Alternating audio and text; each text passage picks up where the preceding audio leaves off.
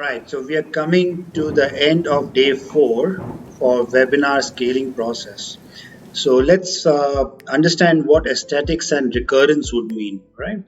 Now, aesthetics in this case is your representation of what you're showing to the end customers or your leads or your funnel anticipated audience.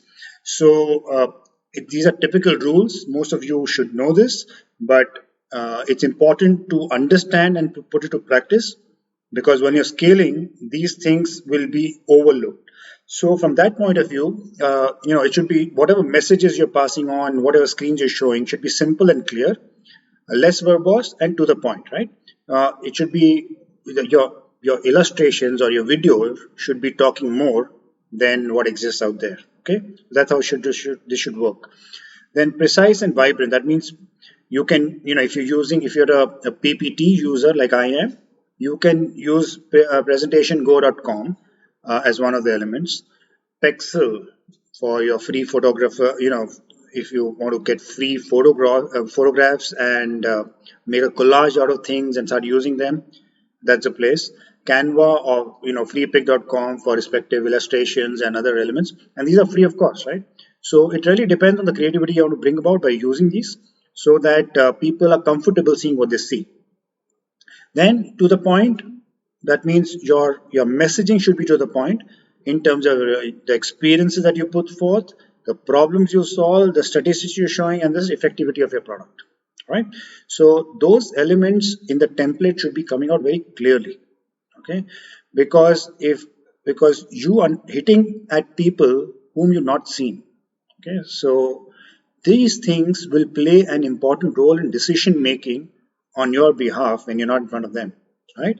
In a webinar, you're in front of them. So you are talking more, and of course, you're showcasing it, should follow the same principles, but the messaging is live. You're telling and you're reacting to your audience the way they are reacting with you. So it's important from that point of view, okay? Same, the ambience, your audio should be clear, your video should be clear, aesthetics, and, test it several times before you get into those webinars. So webinars, please understand, right? There has to be a technical glitch, it will happen, right? But if you test it several times over, you're confident at that point of time to solve it very fast, right? Unless you have an external help to do that immediately. So be ready with all those things when you're at a webinar, because again, you're addressing live audience, right? Who will get then jittered, or the monotony will set in, or whatever will happen, and you might lose that opportunity itself. So ambience is an important factor. And then there is the frequency you should be having it. So one webinar per week, 1 to 3 per month. That first 3 months should be one webinar a week. Then you're getting the practice now, right? The timings we saw works best is 9 a.m. on a weekday, right? People who come up fast, who want to come to office, or people who are at home, typically are fresh then to imbibe and would look forward to do that, okay, because they get then busy in the rest of the day. And then you should, the next 3 to 6 months is all about 2 webinars a week. Okay, now I mentioned 3 earlier, right? Between the second month and the 4th month, you can do 3 webinars a week. Okay, that way your frequency, because in the first 1 webinar a week, in the first 2 months, you're getting practice out of it in case you've not done this before, right?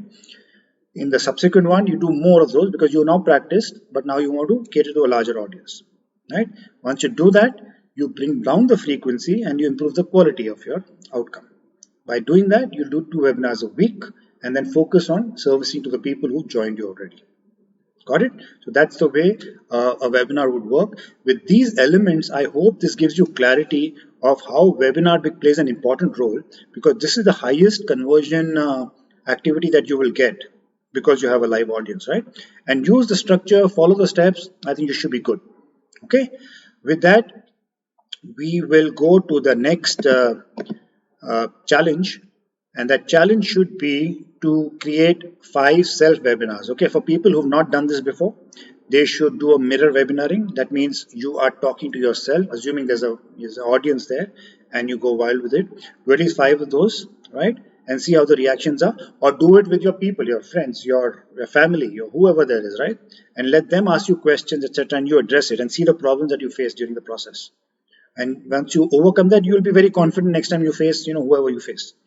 Get After that, you get a bunch of your office guys or your second circuitry friends, if you will, right? Then the next layer of your intrinsic, who can get their friends and let them see you performing or giving a webinar, and let them ask you a question, who could be a possible customers as well.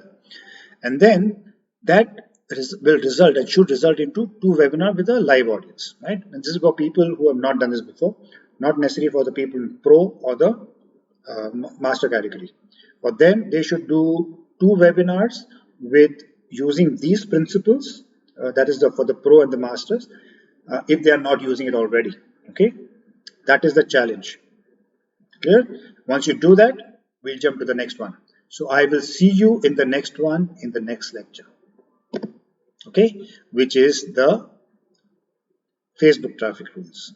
Okay, bye. I'll see you there for the 5th day.